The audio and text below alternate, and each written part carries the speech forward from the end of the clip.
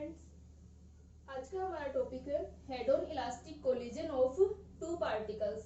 Previous lecture में हमने head on elastic collision में पार्टिकल्स की जो फाइनल वेलोसिटी थी v1 और v2, इनका मान निकाला था। हम सम्मुख प्रत्यास्थ टक्कर को पढ़ रहे थे, जिसमें हमारे पास में दो पार्टिकल्स थे m1 एंड m2 द्रव्यमान के। ठीक है, जहां पर m2 और m1 हमारे जो मास थे, इसमें m1 पार्टिकल का जो वेलोसिटी थी वो u1 थी और m2 मास के पार्टिकल की वेलोसिटी u2 थी। ठीक है, और ये जो हमारी वेलोसिटी थी पार्टिकल्स की, वो टक्कर से पहले थी, कोलिजन से पहले थी। कोलिजन के बाद में पार्टिकल्स की जो वेलोसिटी थी वो हमारे पास v1 और v2 आई थी। और कोलिजन हमारी कैसी है? इलास्टिक कोलिजन है। हेड ऑन इलास्टिक कोलिजन हो रही है पार्टिकल्स की, हेड ऑन कोलिजन है, डायरेक्टली कांटेक्ट में है ये। ठीक है, और यहाँ से अपने पास में क्या है, और जो हमारी कोलिजन वो कैसी है? इलास्टिक है।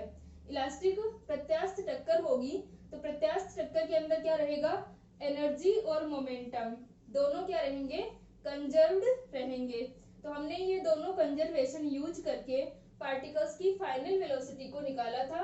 तो हमारे पास में v1 और v2 के मान ये आए थे। अब हम कुछ स्पेशल केसेस को पढ़ते हैं कि हमारे पास में जो मास है m1 और m2, जो दो पार्टिकल्स हैं, उनकी हम कुछ स्पेशल केस लेके चलते हैं। फिर हम देखते हैं कि फाइनल वेलोसिटी क्या होंगी पार्टिकल्स की। ठीक है,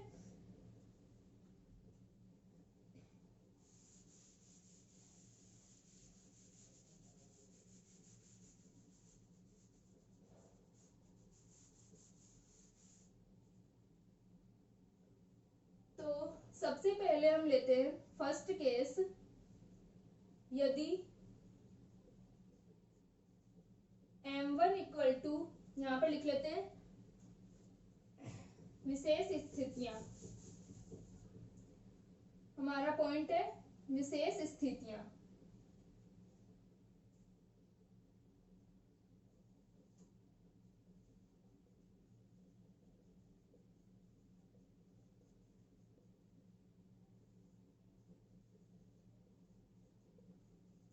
स्पेशल केसेस।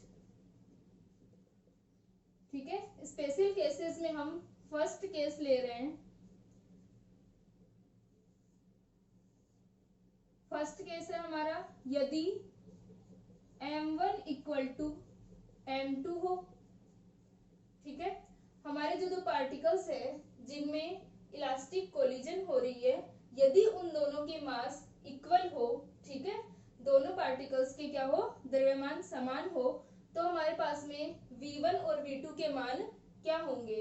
ठीक है, यदि m1 इक्वल टू m2 हुआ तो v2 इक्वल टू क्या हो जाएगा?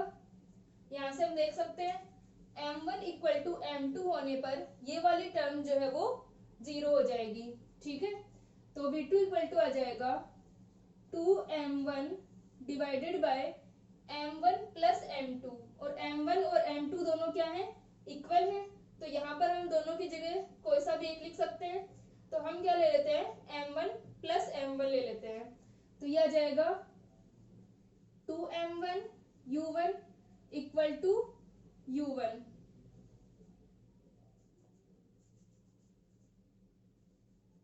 ठीक है, इसी प्रकार v1 equal to 2m2 m1 plus m2 u2, ये वाली टर्म क्या हो जाएगी? 0 हो जाएगी।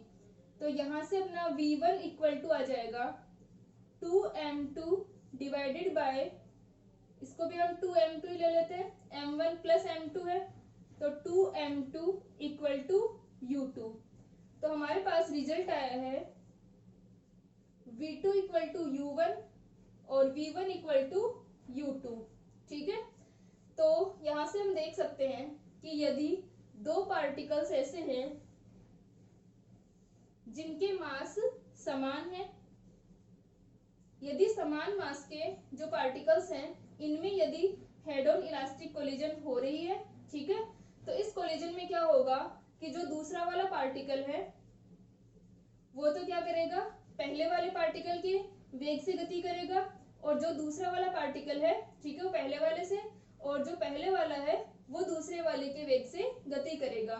यानी इस कंडीशन के अंदर जो मोमेंटम का ट्रांसफर होगा, ठीक है, मोमेंटम ट्रांसफर जो हो रहा है वो क्या होगा, मैक्सिमम होगा। यानी यहाँ पर जो मोमेंटम एक्सचेंज हुआ है इनका, ठीक है, वो क्या रहेगा, मैक्सिमम होगा, क्योंकि कंप्लीट वेलोसिटी जो हमारे पार्टिकल v1 की थी, यानी m1 की जो कंप्लीट वेलोसिटी थी वो ट्रांसफर हुई है दूसरे पार्टिकल को, और जो दूसरे पार्टिकल की वेलोसिटी थी वो ट्रांसफर हुई है पहले पार्टिकल को।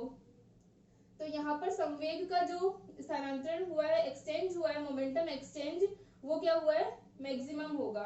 ठीक है, अगर ये कंडीशन हमारे पास में हुई तो मोमेंटम एक्सचेंज मैक्सिमम होगा। ठीक है, इसको लिख लें।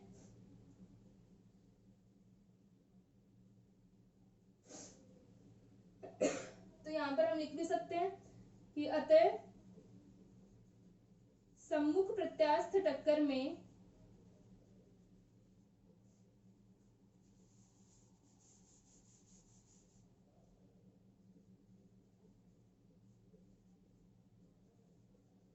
कणों के द्रव्यमान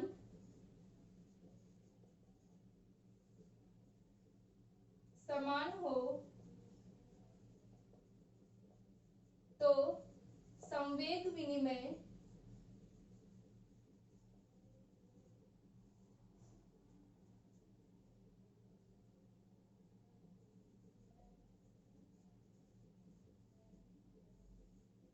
अधिकतम होता है।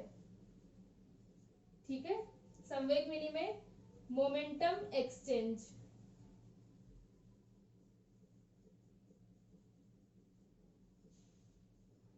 ठीक है, तो दोनों पार्टिकल्स का मास अगर सेम हुआ तो मोमेंटम एक्सचेंज क्या होगा, मैक्सिमम होगा। तो इस प्रकार का जो हमारा ये इस केस है, इसका यूज नाभिकीय जो हमारी भट्टी होती है, नाभिकीय भट्टी, उसमें यूज लेते हैं जब न्यूट्रॉन्स को क्या करना हो, उनकी वेलोसिटी को कम करना हो, उन्हें मंदित करना हो। ठीक है, तो उनके मास के इक्वल मास का हम पार्टिकल लेंगे या एटम लेंगे। तो जैसे कि हमारा हाइड्रोजन एटम हो जाएगा। हाइड्रोजन एटम हम यूज करते हैं तो वहां पर जैसे भारी पानी को हम यूज करते हैं न्यूट्रॉन्स को मॉडरेट करने के लिए, उन्हें मंदित करने के लिए। ठीक है, भारी पानी को यूज किया जाता है। तो ये अपने पास में, ठीक है, ये एक यूज हो जाएगा कि अगर पार्टिकल्स का मास समान है तो जो मोमेंटम एक्सचेंज होगा वो मैक्सिमम होगा। ठीक है,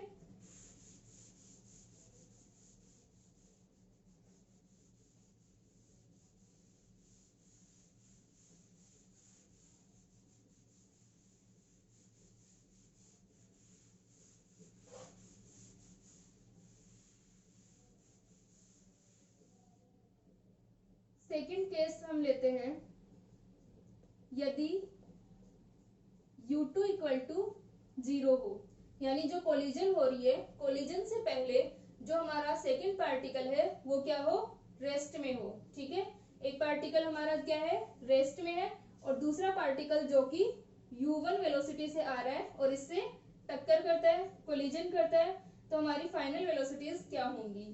ठीक है,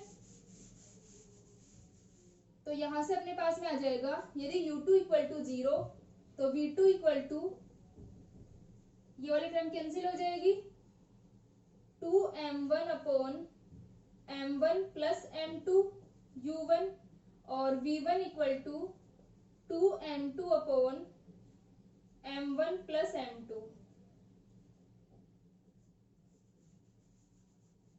ये वाली 0 हो जाएगी, ये वाली बचेगी। ठीक है, m1 minus m2 divided by m1 plus m2। ठीक है, तो यहां से अपने पास में क्या हो गया कि यदि पार्टिकल्स में एक पार्टिकल रेस्ट में है, स्थिर है, तो यहाँ पर जो वेलोसिटीज होंगी वो इस फॉर्म में होंगी। और यदि हम गतिज ऊर्जा का अनुपात देखें, यानी पहले कण के द्वारा दूसरे कण को कितनी गतिज ऊर्जा स्थानांतरित होती है, कितनी ऊर्जा उसको ट्रांसफर हुई है। ठीक है, तो काइनेटिक एनर्जी जो ट्रांसफर हो रही है उसका रेशियो हमारे पास में क्या आ जाएगा, हाफ m1 v2 का square divided by half m1 u1 square. ठीक है, पहले पार्टिकल की जो वेलोसिटी थी, क्योंकि दूसरा तो रेस्ट में है, ठीक है, सिर्फ क्या है, एक पार्टिकल के पास में वेलोसिटी है। तो कोलिजन के बाद में क्या होगा, हमारे पास में v1 और v2 दोनों का मान आ रहा है। तो कोलिजन की वजह से सेकंड पार्टिकल को जितनी वेलोसिटी मिली है, तो उसमें क्या आ जाएगी, काइनेटिक एनर्जी आ जाएगी, क्योंकि इसने इसको वेलोसिटी दी है। तो वेलोसिटी की वजह से इसके पास जो काइनेटिक एनर्जी आ रही है, वो कितनी एनर्जी इसको ट्रांसफर होगी, वो हम इस रेशियो से निकाल सकते हैं। सेकेंड पार्टिकल की काइनेटिक एनर्जी अपॉन जो फर्स्ट पार्टिकल के पास थी कोलिजन से पहले, ठीक है। तो ये वैल्यू आ जाएगी हमारे पास में half m1 v2 square upon half m2 v2 square upon half m1 u1 square, ठीक है। ये क्या होगी, काइनेटिक एनर्जी जो ट्रांसफर हो रही है फर्स्ट पार्टिकल सेकेंड पार्टिकल को, ठीक है। तो इसकी वैल्यू हम लिखें, यहाँ पर अपने पास में v2 का मान है, ठीक है, v2 का मान हम यहाँ पर रख देंगे काइनेटिक एनर्जी के अंदर। तो ये आ जाएगा हाफ m2 v2 का square 4m1 square u1 square divided by m1 plus m2 का स्क्वायर, और इन सबके डिवाइडेड बाय क्या है अपना हाफ m2 v2 का स्क्वायर हो गया, ये तो 4m1 square u1 square upon m1 plus m2 का होल स्क्वायर और हाफ m1 u1 स्क्वायर। तो यह आ जाएगा हाफ से हाफ कैंसिल और m1 से m1 कैंसिल, u1 स्क्वायर से u1 स्क्वायर कैंसिल, तो 4m1 m2 divided by m1 plus m2 का होल स्क्वायर, ठीक है। ये आ गया अपने पास में, एक m1 से एक m1 कैंसिल हो गया था, m1 m2 m1 plus m2 का होल स्क्वायर, ठीक है। और यहाँ पर हम लिख सकते हैं कि k क्या है हमारे पास में,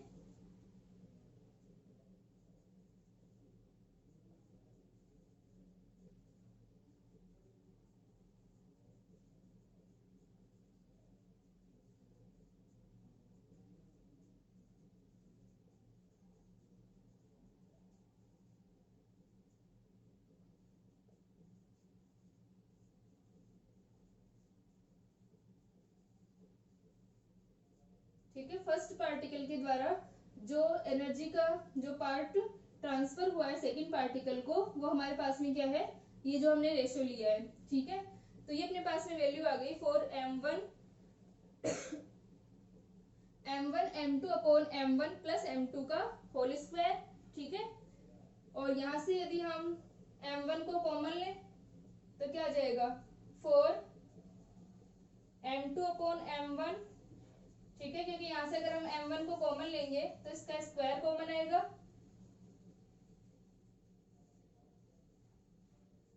1 प्लस m2 अपॉन m1 का whole square.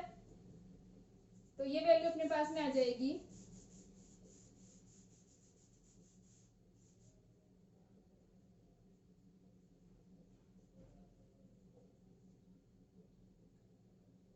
4m2 upon m1, यहाँ पर अपने पास में क्या है, m1 का स्क्वायर है, तो एक तो यहाँ से कैंसिल हो जाएगा और एक m1 और बचेगा, उसे हम m2 अपॉन m1 रख लेते हैं, ठीक है। और 1 प्लस m2 अपॉन m1 का होल स्क्वायर।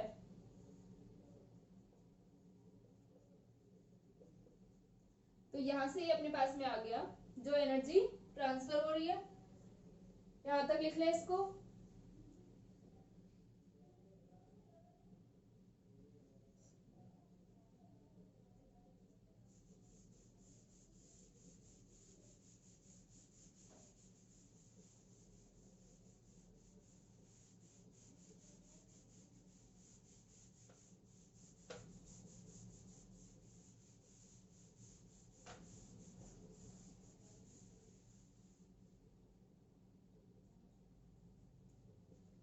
ठीक है, तो ये अपने पास में आ गया।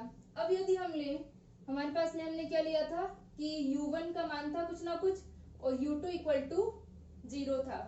अब हम ले लेते हैं कि यदि m1 इक्वल टू m2 हुआ, ठीक है, जो हमारे पास में दो पार्टिकल्स हैं उनके मास क्या है, सेम है, m1 इक्वल टू क्या है, m2 है। यदि दोनों पार्टिकल के मास सेम हुए तो क्या रहेगा कि m1 इक्वल टू m2 होने पर v2 इक्वल टू क्या बचा था हमारे पास में 2m1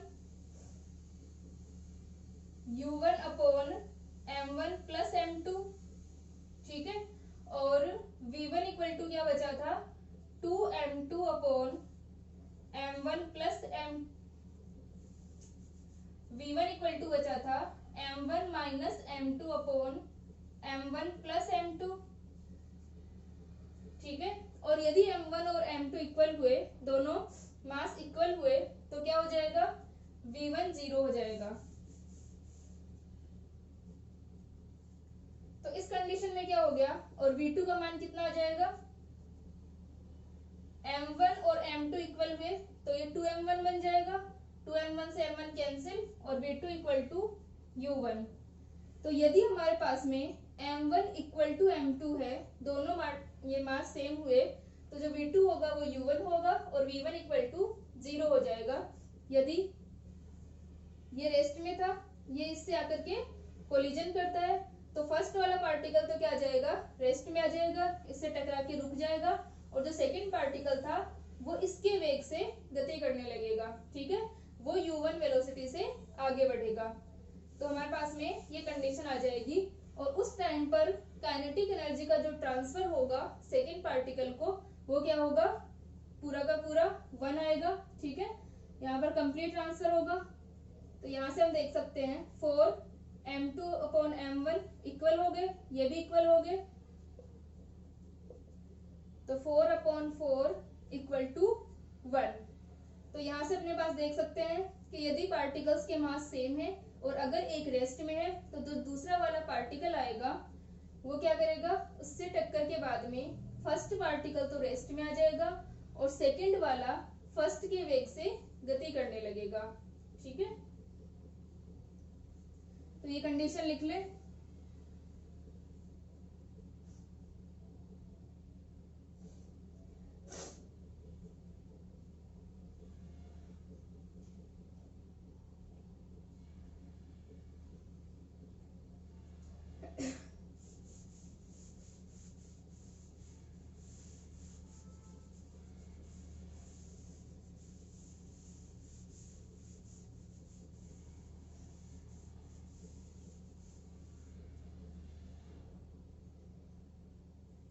ठीक है, यहाँ तक हो गया अपने पास में। अब हम थर्ड केस लेते हैं।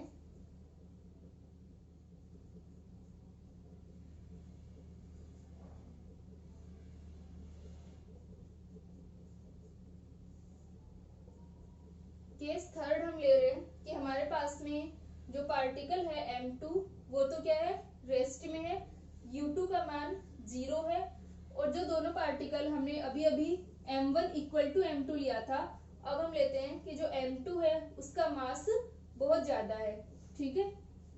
तो केस थर्ड है हमारा m2 much much greater than m1,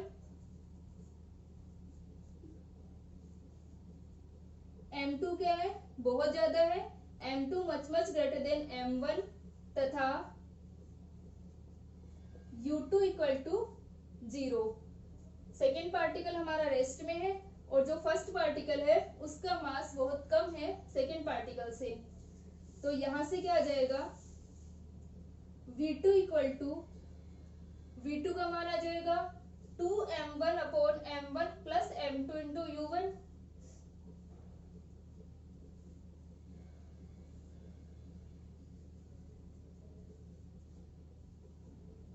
ठीक है। तो यहाँ पर अपने पास में v2 इक्वल टू, हम क्या करते हैं m2 को कॉमन ले लेते हैं, m2 बहुत ज्यादा है, ठीक है, तो यह आ जाएगा 2m1 upon m2, m1 upon m2 plus 1,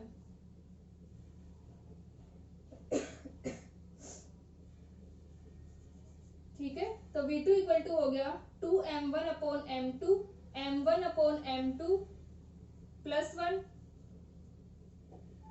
ठीक है। और साथ में क्या आ जाएगा U1, तो यहां से हम इसको लिख सकते हैं 2m1/m2, इस m1 के अपोन में लिख लें m2 को, और ये हो जाएगा 1 + m1/m2 इंटू U1, ठीक है। तो ये जो हमारी पूरी की पूरी वैल्यू है m1/m2, ठीक है, क्योंकि m2 हमारा क्या है, बहुत ज्यादा है m1 से, ठीक है। m2 की जो वैल्यू है, मास है m2 का, वो क्या है, बहुत ज्यादा है m1 से, ठीक है। और यहाँ पर भी हम देख रहे हैं कि m1/m2 का रेशियो आ रहा है, तो इसकी वैल्यू बहुत ज्यादा होने की वजह से हम ऊपर वाली टर्म को भी नेग्लेक्ट कर सकते हैं, मतलब अप्रोक्सीमेट 0 ले सकते हैं, और नीचे वाली को भी, ठीक है। तो ये यहाँ से अपने पास में क्या हो जाएगा कि ये वाली वैल्यू बहुत कम है, तो इसको हम 2m1/m2 U1 लिख सकते हैं, क्योंकि ये वैल्यू बहुत कम होगी, क्योंकि m2 का मान जो है वो बहुत ज्यादा है। और इसी प्रकार हमारे पास जब ऊपर वाला मान आ रहा है वो भी बहुत कम आएगा, क्योंकि m2 का मान बहुत ज्यादा है और m1 का मान बहुत कम है, तो ये अप्रोक्सीमेट क्या हो गया, 0 हो गया। और V1 का मान क्या हो जाएगा, अब V1 equal to m1 - m2 divided by m1 + m2 U1। यहां से हम फिर से m2 को कॉमन लेते हैं, ऊपर नीचे दोनों साइड हम m2 को कॉमन ले लेते हैं,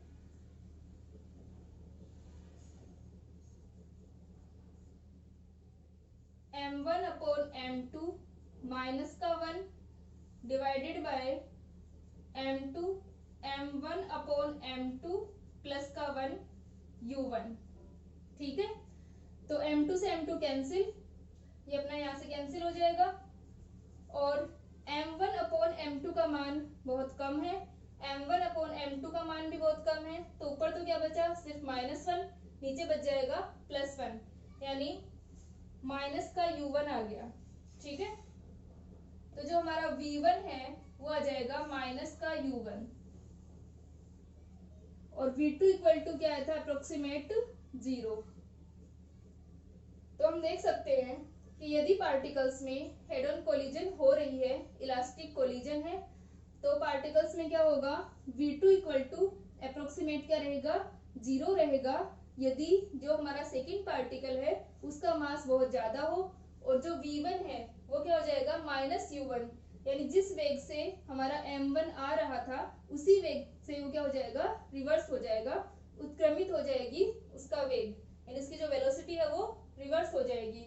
जैसे कि हम एग्जांपल देख सकते हैं कि कोई भी गेंद है, ऊंचाई से अगर जमीन पर गिराई जाती है, या फिर बॉल को हम इस पे वॉल पे टकराते हैं, ठीक है, तो जैसे ही वो, ठीक है, या तो वो फ्लोर पे गिर रही है या हम उसको वॉल पे टकरा रहे हैं, तो क्या होगा कि बॉल जो है, बॉल का मास बहुत कम होगा, और जो हमारी जमीन या हमारी दीवार होगी उसका मास क्या रहेगा, वो ज्यादा रहेगा। तो बॉल क्या होगी, जितने स्पीड से आ रही थी अप्रोक्सीमेट उसी स्पीड से रिवर्स हो जाएगी, ठीक है। तो यहाँ से हम देख सकते हैं कि यदि एक पार्टिकल बहुत बड़ा है या मास बहुत ज्यादा है, तो जो सेकंड पार्टिकल होगा वो अपनी जिस स्पीड से आ रहा था उसी से रिवर्स हो जाएगा, ठीक है। इसको लिख लें यहाँ तक।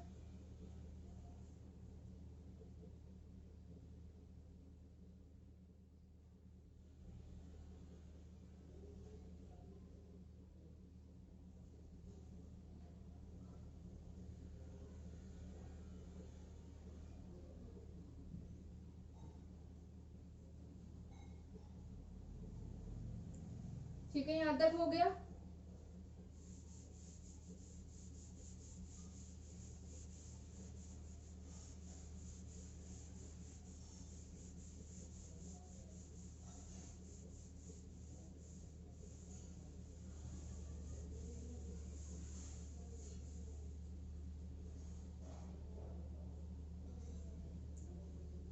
ठीक है, अब हम केस लेते हैं ये हमारे पास में भी क्या था, m2 is much much greater than m1 था और u2 0 था। अब हम केस ले लेते हैं कि m2 जो है वो बहुत कम है और m1 का मान बहुत ज्यादा है। ठीक है, m2 much much greater than m2 much much less than m1। ठीक है, तो यहाँ पर अब हमारे पास में क्या होगा कि m2 का मान बहुत कम है m1 से, तो v2 equal to 2m1 upon m1 plus m2। ठीक है, यहाँ पर अपने पास में m2 का मान कम है और m1 का मान बहुत ज्यादा है। ठीक है, तो अब अपने पास में वेलोसिटी क्या आ जाएंगी, v2 इक्वल टू m1 ज्यादा है, यहां से हम m1 को कॉमन ले लें, 1 प्लस m2 अपॉन m1। ठीक है,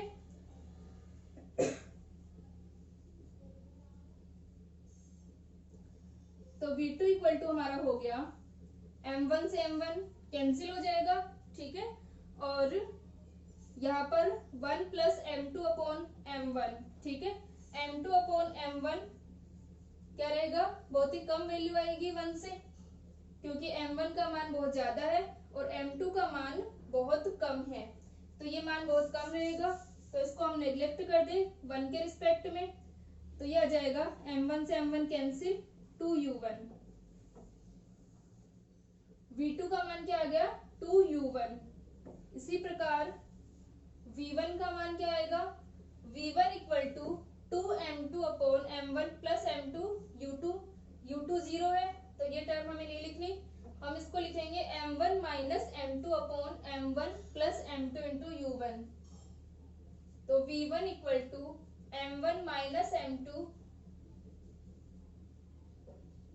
m1 को हम कॉमन ले लेते हैं, 1 minus m2 upon m1 divided by m1, 1 plus m2 upon m1 into u1।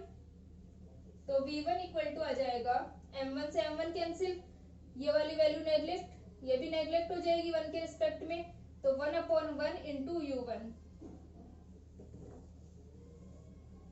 तो यहाँ पर हमारे पास क्या बचा, v2 इक्वल टू 2u1 और v1 इक्वल टू u1, यानी कि दो पार्टिकल जो हमारे थे उसके अंदर क्या है, m2 का मान तो बहुत कम है और m1 का मान बहुत ज्यादा है। ठीक है, और सेकेंड वाला जो हमारे पास में पार्टिकल है, ये जो हमारा m1 पार्टिकल है उसका मास क्या है, बहुत ज्यादा है, और m2 का मास हमारे पास में बहुत कम है और u2 इक्वल टू 0 है।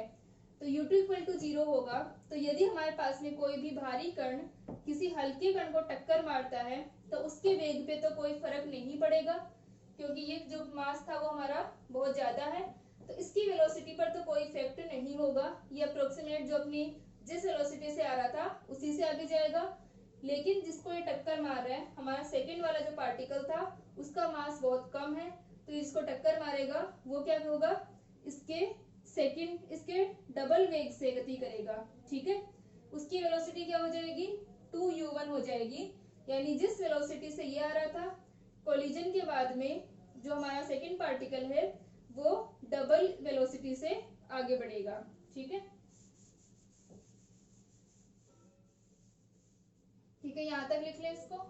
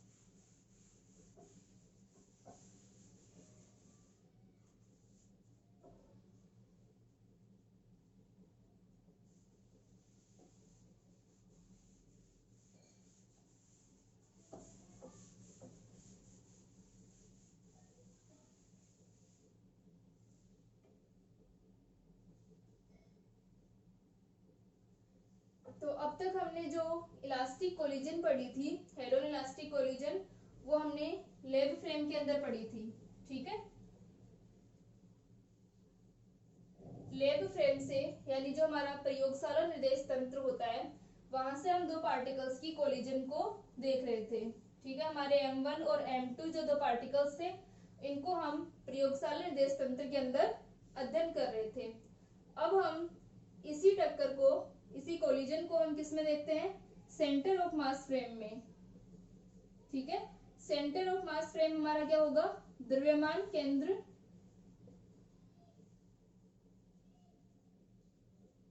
निर्देश तंत्र।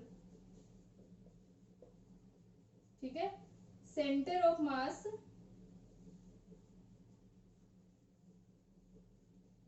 Frame of reference. ठीक है, तो centre of mass frame of reference के अंदर जब हम पार्टिकल्स की कोलिजन को देखते हैं, तो वहां पर क्या होगा कि पहले हम आरसीएम निकालेंगे। आरसीएम हमारा क्या होता है? सेंटर ऑफ मास की पोजीशन। तो हमारा जो द्रव्यमान केंद्र निर्देश तंत्र होता है, centre of mass frame of reference होता है, वो क्या होता है कि जो भी हमारी बॉडी है, उसका जो सेंटर ऑफ मास होगा, उसको हम क्या करें? एक फ्रेम ऑफ रेफरेंस से जोड़ दे। ठीक है, तो वो हमारी फ्रेम ऑफ रेफरेंस क्या कहलाएगी? Centre of mass frame of reference कहलाएगी। यानी हम ये समझे कि जो ऑब्जर्वेशन हम कर रहे थे, यानी यहाँ पर जो ऑब्जर्वर था, प्रेक्षक जो था, ठीक है, ऑब्जर्वर यहाँ पर क्या था? लैब के अंदर था, और वो इस प्रयोगशाला निर्देश तंत्र में, लेब फ्रेम में इस कोलिजन को देख रहा था। ठीक है, यहाँ पर क्या होगा कि जो ऑब्जर्वर है वो इस सेंटर ऑफ मास फ्रेम या इस सेंटर ऑफ मास पर है। ठीक है, इस सेंटर ऑफ मास पर होगा, तो यहाँ से क्या हो गया कि ये जो फ्रेम होगा, जिस फ्रेम में इसको स्टडी करेंगे, वो हमारा क्या हो जाएगा? सेंटर ऑफ मास फ्रेम हो जाएगा। यानी सेंटर ऑफ मास को इस फ्रेम से जोड़ दिया गया है। या हम ये कहें कि इस सेंटर ऑफ मास के रिस्पेक्ट में, या ऑब्जर्वर यहाँ से कोलिजन को देखेगा कि उसे किस प्रकार से कोलिजन दिखाई देती है यहाँ पे। ठीक है, तो यहाँ पर क्या हो जाएगा अपने पास में, जब हम सेंटर ऑफ मास को इस जो हमारी फ्रेम है इससे जोड़ रहे हैं, यानी इसी को हमने फ्रेम लिया है, तो सेंटर ऑफ मास की जो वेलोसिटी होती है वो क्या हो जाएगी? 0 हो जाएगी इस फ्रेम ऑफ रेफरेंस के अंदर। ठीक है, इस निर्देश तंत्र के अंदर द्रव्यमान केंद्र की जो वेलोसिटी होगी वो क्या हो जाएगी? 0 हो जाएगी। तो VCM 0 होने पर P equal to M VCM आया था हमारे पास में, जहां पर P क्या था? सभी कणों का कुल रेखीय संवेग था। यानी हमारे पास में n पार्टिकल्स है, कोई भी बॉडी होगी उसके अंदर n पार्टिकल्स होंगे, तो उन सभी पार्टिकल्स का जो टोटल संवेग होगा, टोटल मोमेंटम होगा, वो क्या रहेगा? 0 रहेगा इस फ्रेम ऑफ रेफरेंस में, centre of mass of frame of reference के अंदर। ठीक है, तो अब यहाँ से हम कोलिजन को सेंटर ऑफ, जो हमारी centre of mass frame of reference होगी, उसमें देखते हैं। CM फ्रेम बोलते हैं इसे। ठीक है, प्रयोगशाला निर्देश तंत्र को हम लेब फ्रेम और इसे हम CM फ्रेम बोलते हैं। तो यहाँ से अब हम सेंटर ऑफ मास फ्रेम के अंदर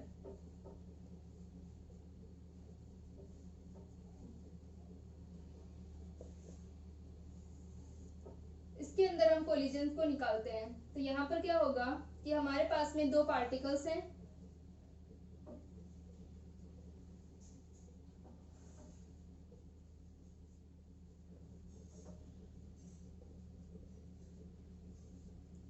कि द्रव्यमान क्रमशः है M1 तथा M2 है। ठीक है, दो पार्टिकल्स हमने लिए हैं और इनके जो मास हैं वो क्या है? M1 तथा M2 है, और इनके स्थिति सदिश क्रमशः क्या है? R1 तथा R2 है।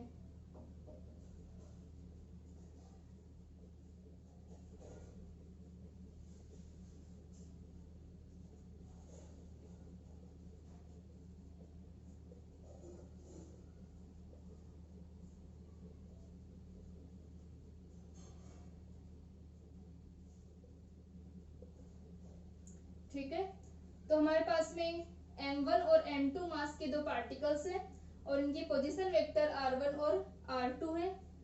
तो इनका जो द्रव्यमान केंद्र होगा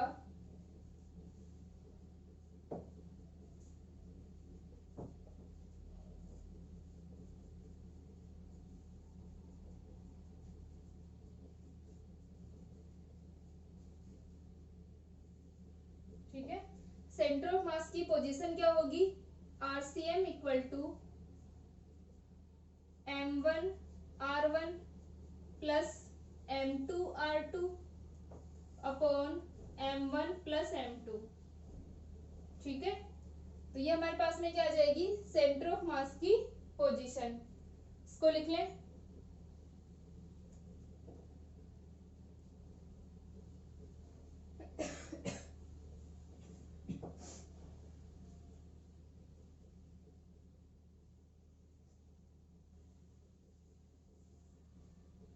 ठीक है, तो ये हमारे पास क्या हो गई, सेंटर ऑफ मास की पोजीशन। अब सेंटर ऑफ मास की वेलोसिटी अगर हम निकालें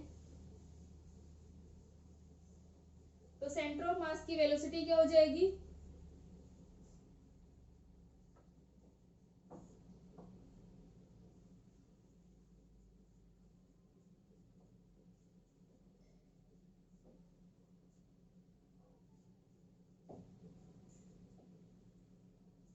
DRCM upon DT।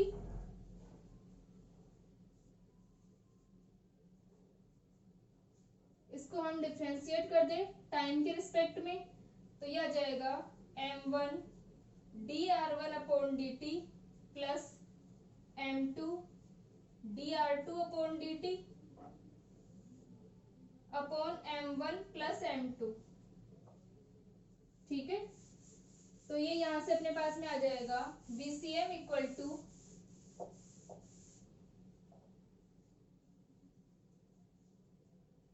m1 v1 m1 u1 plus m2 u2 divided by m1 plus m2। ठीक है, जहां पर u1 और u2 क्या है, दोनों पार्टिकल्स की वेलोसिटी है कोलिजन से पहले। ठीक है, तो ये हमारे पास में VCM की वैल्यू आ गई।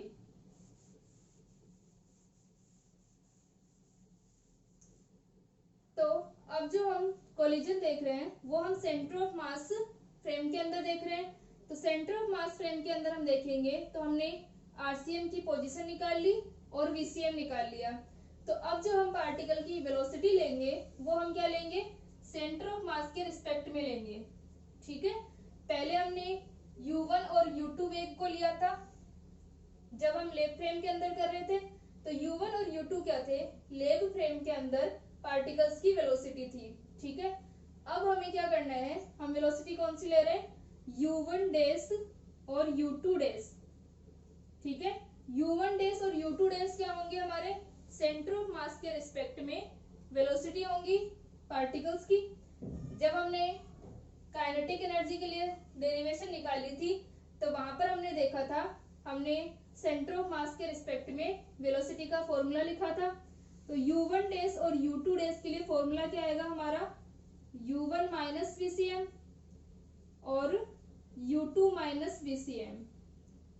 ये u1 डैश और u2 डैश हमारे क्या है, सेंटर ऑफ मास के रिस्पेक्ट में पार्टिकल्स की वेलोसिटी है। ठीक है, तो अब जो हम इसके अंदर सेंटर ऑफ मास के अंदर हम क्या करेंगे, इनकी रिलेटिव वेलोसिटी निकालेंगे, यानी सेंटर ऑफ मास के रिस्पेक्ट में वेलोसिटी निकालेंगे। ठीक है, तो नेक्स्ट लेक्चर के अंदर हम सेंटर ऑफ मास के अंदर या सेंटर ऑफ मास के रिस्पेक्ट में पार्टिकल्स की वेलोसिटी निकालते हैं और फिर इनकी फाइनल वेलोसिटी निकालेंगे कोलिजन के बाद में। ठीक है, तो इसको यहाँ तक लिख ले, u1 डैश और u2 डैश की वैल्यू है अपने पास में।